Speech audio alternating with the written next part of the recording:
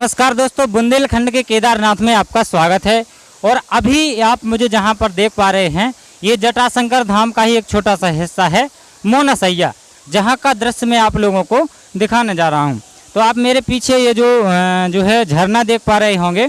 ये झरना काफ़ी जो है चर्चित और चर्चा में रहता है, क्योंकि यहाँ पर कई बार जो है दुर्घटनाएँ भी हुई हैं, क्योंकि काफ़ी ऊपर से है।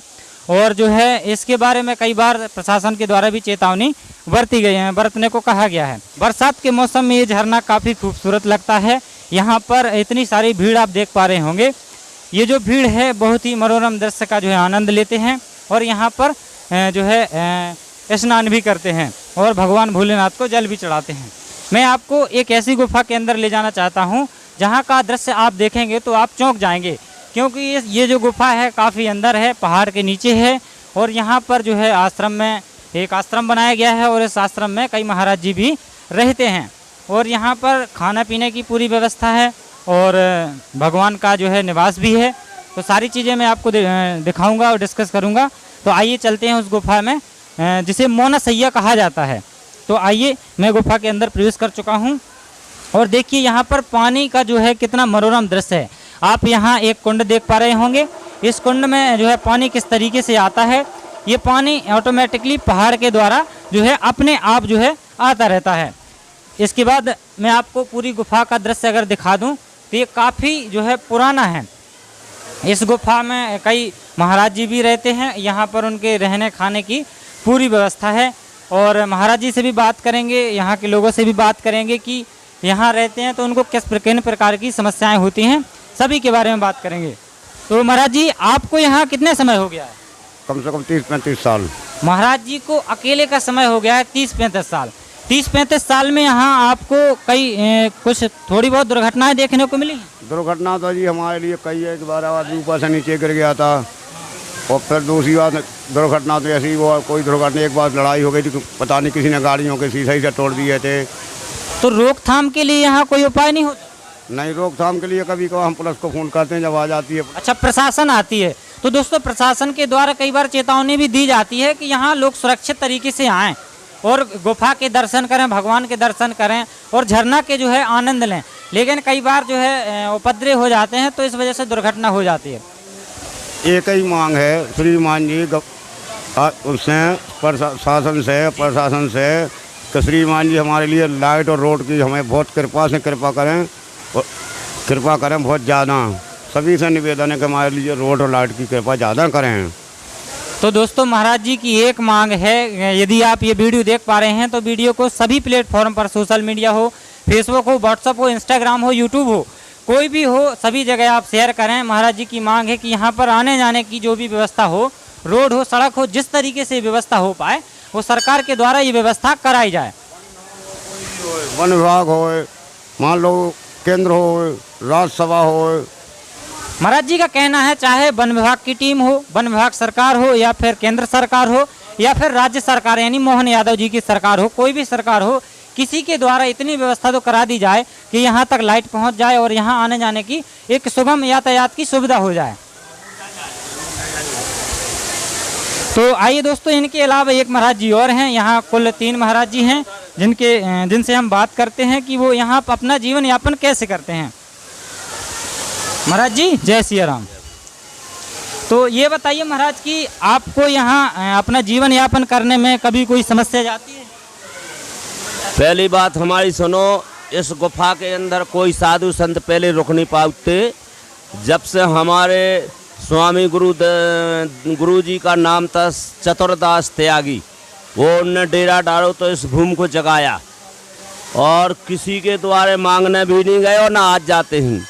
फिर उसके बाद में वो हमारे घर गए लेने को, हम उनके पास रहे, उनके शिष्य बने। तो हमारा तो सारा जीवन है व्यतीत हो रहा है। हमारे गुरुजी इस पार हो गए, समाधि लग गई। अब उसके बाद हम भी पड़े हैं और जो साधु संत आते हैं तो उनको, और सिद्धियालु जो आते हैं, खाने पीने की व्यवस्था जो वे ले आते हैं, तो जो कछु छोड़ छाड़ गए सो बेटा हम अपना गुजारा उसी में करते हैं। और हमारी शासन प्रशासन से मांग है कि हमको 3 किलोमीटर रोड बनवा दे और एक लाइट की व्यवस्था हो जाए और 2-4 धर्मशाला हो जाए ऊपर, और एक जो कुंड नहीं बन रहा तो चेमडेक के नाम से बन जाए। तब इस जनता को आने जाने में और नहाने में दिक्कत है।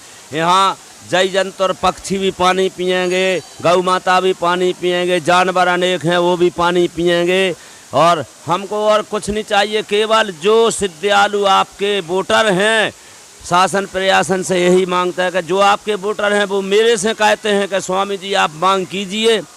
अरे मोदी जी का कहना है कि चाहे वन विभाग हो चाहे कोई भी हो, जहाँ प्राकृतिक स्थान है वहाँ सब व्यवस्था होना चाहिए। तो श्रीमान जी आप जाकर देख लिए नज़ारा करके कि जी प्राकृतिक है, क्या कोई बनावटी है, अगर कोई हम लोग पोप लीला बनाए हैं। यहाँ रोग बाधा भी सही होते हैं, बाल बच्चे नहीं को हो रहा वो भी मनोकामना पूरी होती हैं।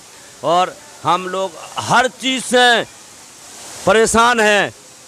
सिद्धियालु हमको परेशान करते हैं कि श्रीमान जी आप मांग नहीं करते हैं, रोड मांगो, आप धर्मशाला बनवाओ, यहाँ कुंड बनवाओ, ये लाइट मंगवाओ, लेकिन हम किससे मांगे? हम तो आप जब आप आए तो आपको हमने इसमें भर दिया, अब आप जाने और वो शासन प्रशासन जाने। मैं कहाँ जाता हूँ, मैं किसी के यहाँ जाता? अरे ऐसी बात नहीं है, प्रशासन जरूर सुनेगी और ये वीडियो भी शेयर किया जाएगा, सरकार के पास भी जाएगा, इस पर एक्शन भी होगा। मध्य प्रदेश सरकार के द्वारा भी हम गुजारिश करते हैं कि ये वीडियो अगर सरकार तक पहुंचता है तो महाराज जी की बात सुनी जाए। और यहाँ पर लाखों श्रद्धालु आते हैं तो आने जाने में सुगम रोड नहीं है। बरसात के मौसम में बहुत ज़्यादा हालत ख़राब हो जाती है रोड की, लोगों को पैदल आना पड़ता है। और यही एक ऐसा धार्मिक स्थान है जहाँ पर लाखों की संख्या में लोग आते हैं, तो आने जाने की एक सुगम यातायात की सुविधा हो जाए, ये महाराज जी की भी मांग है।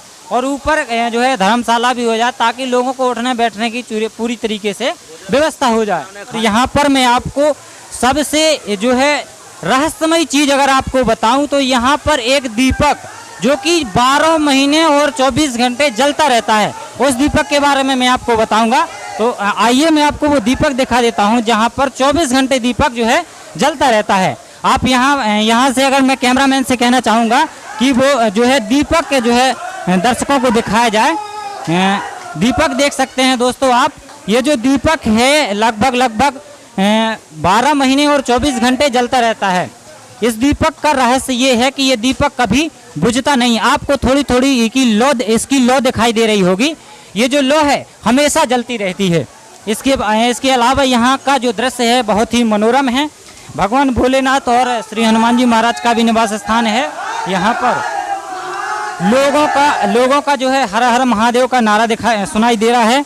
यहाँ पर लोग बहुत ही रोचक तरीके से आते हैं और दर्शन करते हैं। नहाने की भी उत्तम व्यवस्था है।